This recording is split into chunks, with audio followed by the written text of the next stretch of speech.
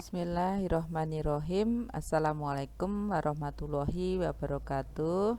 Akan saya coba untuk menjelaskan tentang vektor.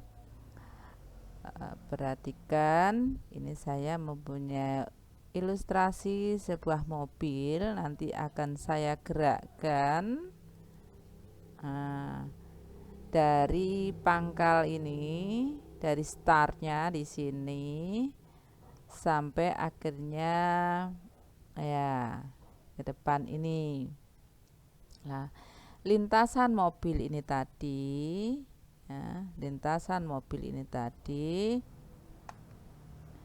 bisa disajikan dalam bentuk garis. Garisnya mempunyai arahnya kemana? Sini. Bukan dari ini ke sini, tetapi dari pangkal tadi sampai ke sini.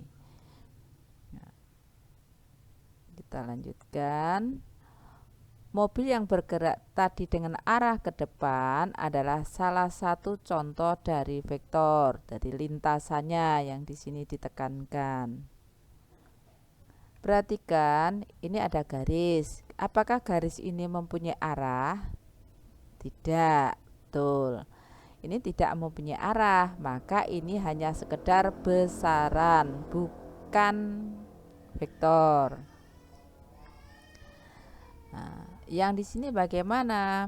Ini adalah garis yang mempunyai arah, seperti garis lintasan,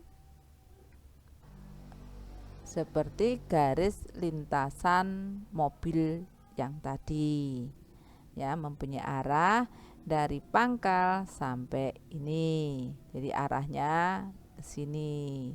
Oke. Nah, ini garisnya hanya mempunyai besaran saja, sedangkan di sini adalah garisnya mempunyai besar dan arah, yang selanjutnya disebut dengan vektor. Kita lanjutkan. Apakah ini vektor? Ya, karena punya arah. Nah, untuk penyimbolan vektor di sini boleh, ya, boleh di tengah, boleh di ujung. Yang penting tanda arahnya jelas. Nah, untuk penyimbolannya diberi nama. Misalnya ini adalah vektor U. Boleh digambar di atas, slide atas ini, bar atas, boleh di bar bawah. Ini vektor U. Selanjutnya, jika ini kamu beri tanda pangkalnya AB, maka kamu bisa menulis panjang AB di sini, vektor AB-nya menjadi AB slash. Seperti ini. Ya, boleh. Bagaimana kalau kamu menulisnya terbalik, BA? Salah, kurang tepat, ya. Harus AB karena pangkalnya A menuju B. Kita lanjutkan contoh-contoh bentuk vektor di sini. Nah, di sini macam-macam vektor, ya, arahnya berarah. Ada yang arahnya semacam ini, ada arahnya sini, ada arahnya ini, ada pendek, ada panjang. Nah, bagaimana dengan semuanya ini? Kita lanjutkan.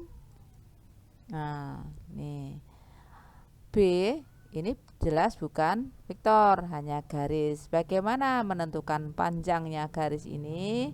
Kita bisa menggunakan Pythagoras. Kita skip. Oke. Untuk mendapatkan panjangnya B, kita bisa memandang ini adalah bagian dari sisi miringnya segitiga.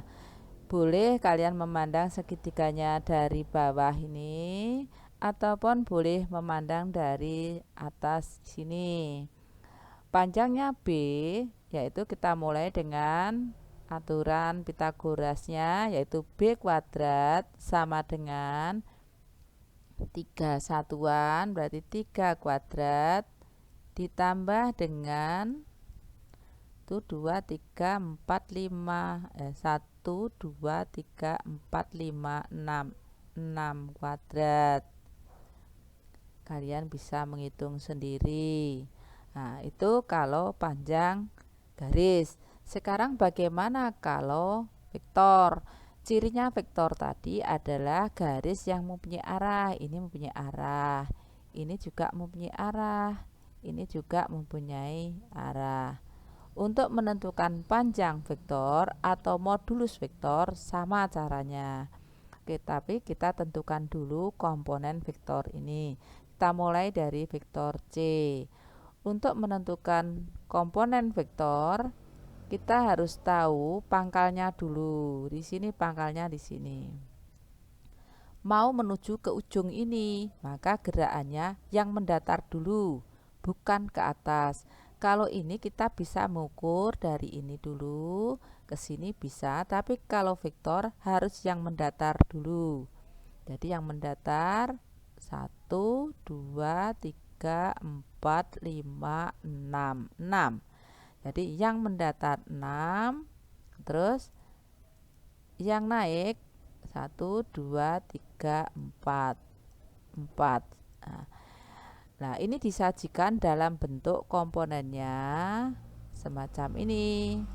Nah, 6 mendatar, yang mendatar kita tulis yang atas, yang naik, nah, ini di sini. Dan inilah komponen vektor C. Bagaimana dengan vektor E? Kita mulai, kita vektor E. Kalau vektor E, berarti pangkalnya ini, ujungnya ini, untuk menuju ujung, kita geraknya bukan ke kanan, tetapi ke kiri. 1, 2, 3, 4, 5. Berarti 5 ke kiri ditulis dengan negatif 5. Terus ini ke atas, berarti positif 3. Nanti penulisannya jangan sampai keliru, yang mendatar dulu. Min 5, 3. Oke. Inilah cara menyajikan bentuk komponen vektor. Bagaimana dengan vektor D?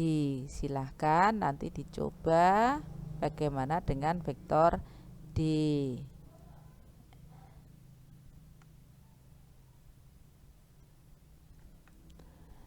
Kita lanjutkan operasi vektor. Salah satunya adalah penjumlahan vektor, ada pengurangan vektor dan pengalian vektor. Pengalian vektor di sini nanti juga ada dua, yaitu pengalian vektor dengan skalar, ada perkalian vektor dengan vektor. Kita coba, kita kenalkan untuk operasi penjumlahannya. Ya, ini vektor U. Nah, misalkan, terus yang ini adalah vektor V.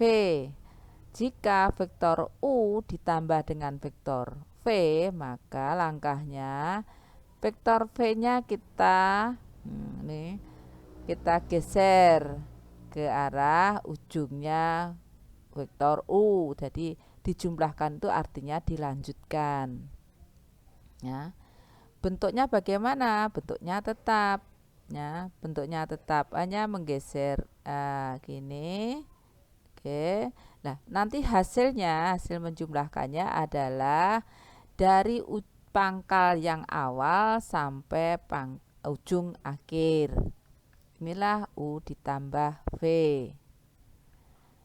Bagaimana dengan pengurangan? Kalau pengurangan, nah, U dikurangi V, maka dari U, ya, ini bisa kita tulis U ditambah vektor V. Nah, ini adanya V-nya ini, maka vektor negatif V itu adalah arahnya yang dibalik ya, arahnya dibalik. Nah, coba perhatikan, ini vektor V, ya, ini vektor V. Nah, ini vektor negatif V. Besarnya sama, hanya arahnya saja beda. Nah, nanti cara mengurangi berarti sama dengan ditambah dengan kebalikan atau negatifnya vektor tersebut. Nah, ini sama. Dari pangkal dilanjutkan ujung